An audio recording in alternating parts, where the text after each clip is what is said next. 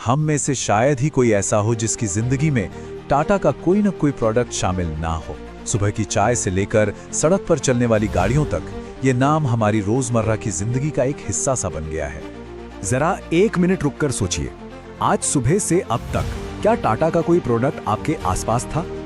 ये सवाल ही अपने आप में इस ब्रांड की पहुंच को दिखाता है और इसी कमाल की कहानी को आज हम थोड़ा और करीब से जानेंगे। देखिए, घर से बाहर निकलिए तो सड़कों पर दौड़ती गाड़ियों में टाटा मोटर्स की कोई ना कोई गाड़ी जरूर दिख जाएगी। नजर जरा ऊपर आसमान की तरफ करें तो एयर इंडिया का जहाज दिखेगा, जो अब वापस टाटा की छत्रछाया में है। और घर के अंदर किचन में झांकें तो देश का नमक यानी टाटा सॉल्ट रखा मिलेगा। और हाँ, भारत की शान मुंबई का ताज होटल, ये भी तो टाटा की ही पहचान है। तो सवाल ये उठता है कि ये ग्रुप इतना बड़ा, इतना विशाल बना कैसे? अक्सर जब टाटा का नाम आता है तो एक ही चेहरा सामने आता है, रतन टाटा का। और उनका योगदान तो खैर कमाल का है, इसमें कोई शक नहीं। लेकिन ये जो पूरा साम्राज्य आज हम देख रहे हैं ना, इसकी जड़ें बहुत बहुत गहरी है। इस कहानी की शुरुआत होती है आज से करीब 150 साल पहले। इस पूरी गाथा के जो असल नायक हैं वो हैं जमशेदजी टाटा, एक ऐसे इंसान जिन्होंने 150 साल पहले ही एक आत्मनिर्भर और औद्योगिक भारत का सपना देख लिया था। और जानते हैं ये सफर शुरू कितने से हुआ था? सिर्फ 21,000 रुपए की एक छोटी सी रकम से। साल था 1868 और महज 29 साल की उम्र में जमशेदजी ने अपनी एक ट्रेडिंग कंपनी की बुनियाद रखी। अब देखिए, यहीं पर उनकी दूर की सोच दिखती है। उस जमाने में कॉटन का मतलब था बॉम्बे, सब वहीं थे। लेकिन जमशेदजी ने अपनी पहली कॉटन मिल लगाई नागपुर में। उस वक्त के बड़े बड़े एक्सपर्ट्स ने कहा, ये क्या कर रहे हैं, ये तो बड़ी गलती है। पर वो देख रहे थे जो कोई और नहीं देख पा रहा था। नागपुर कच्चे माल के भी करीब था, पानी की भी कोई कमी नहीं थी और मजदूर भी कम लागत पर आसानी से मिल जाते थे। और वो सिर्फ एक तेज दिमाग वाले बिजनेसमैन ही नहीं थे, उनका दिल भी बहुत बड़ा था। सोचिए, 150 साल पहले जब मजदूरों के हक की कोई बात तक नहीं करता था, तब वो अपने कर्मचारियों के लिए पेंशन और मेडिकल इंश्योरेंस जैसी स्कीमें लेकर आए। ये सिर्फ अच्छा काम नहीं था, ये एक स्मार्ट बिजनेस मूव भी था, क्योंकि वो जानते थे कि खुश कर्मचारी ही मेहनत से काम करते हैं। उनका सपना सिर्फ बिजनेस बढ़ाना नहीं था, उनके 4 बड़े सपने थे। और ये चारों सपने असल में एक आत्मनिर्भर भारत के 4 मजबूत पिलर्स थे। एक स्टील कंपनी, एक वर्ल्ड क्लास होटल, एक बड़ा शिक्षण संस्थान और एक हाइड्रो इलेक्ट्रिक पावर प्लांट। इन 4 सपनों में से वो सिर्फ एक को ही अपनी आंखों से पूरा होते देख पाए, द ताजमहल होटल।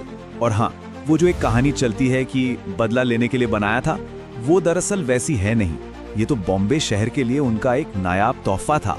और क्या तोहफा था? उस जमाने में भारत का पहला ऐसा होटल जिसमें बिजली थी, जर्मन लिफ्ट्स थी। 1904 में जमशेदजी तो इस दुनिया से चले गए, लेकिन उनका सपना, उनका विजन जिंदा था। और अब इस मशाल को आगे ले जाने की जिम्मेदारी थी अगली पीढ़ी पर। और ये जिम्मेदारी उठाई उनके बेटे दोराबजी टाटा ने। उनका बस एक ही मिशन था, अपने पिता के बाकी 3 सपनों को हकीकत में बदलना। और उन्होंने ये कर दिखाया। 1907 में उन्होंने एशिया का पहला स्टील प्लांट टाटा स्टील खड़ा किया। फिर 1910 में भारत की पहली hydro electric company Tata power की नींव रखी। ये सिर्फ कंपनियां नहीं थी, ये एक नए औद्योगिक भारत की बुनियाद के पत्थर थे। और अपने पिता के नक्शे कदम पर चलते हुए कर्मचारियों का ख्याल रखना उनकी पहली प्राथमिकता थी।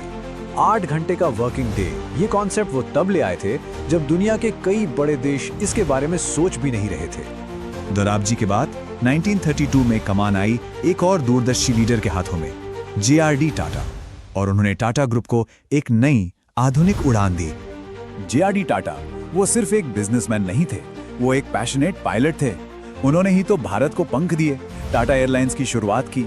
और कमाल की बात तो ये है कि पहली फ्लाइट उन्होंने खुद उड़ाई। उनके दौर में टाटा ग्रुप ने केमिकल्स, मोटर्स और यहाँ तक कि 1968 में भारत की पहली सॉफ्टवेयर कंपनी TCS बनाकर भविष्य की दिशा तय कर दी। और फिर आया 1991 का दौर, जब बागडोर संभाली रतन टाटा ने। उनका एक ही विजन था, टाटा को भारत से निकालकर दुनिया के नक्शे पर लाना। और उन्होंने ये कर दिखाया, एक के बाद एक दुनिया की बड़ी बड़ी कंपनियों को, चाय की दुनिया में टेटली, स्टील में कोरस और ऑटोमोबाइल में जैगुआर लैंड रोवर जैसे नामों को टाटा का हिस्सा बनाकर उन्होंने दुनिया को बता दिया कि एक भारतीय कंपनी क्या कर सकती है।